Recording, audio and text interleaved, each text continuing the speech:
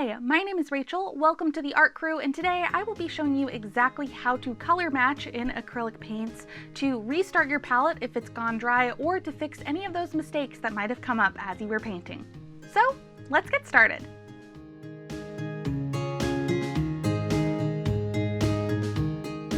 Color matching is a three-step process.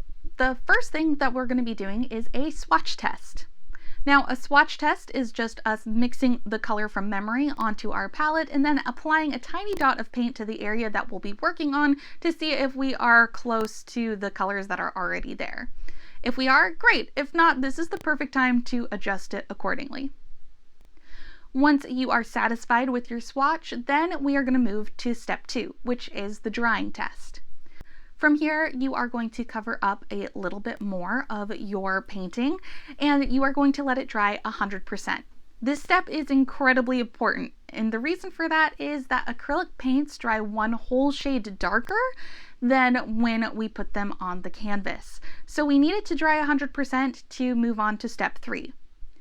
And here's where step 3 comes in. So what is step 3? Well, it is adjusting the value of our color.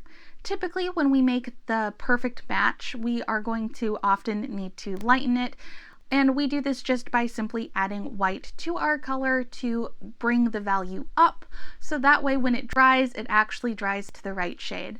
This also can take a little bit of time, just like our swatch test, so be patient and keep repeating those steps until you have the perfect match.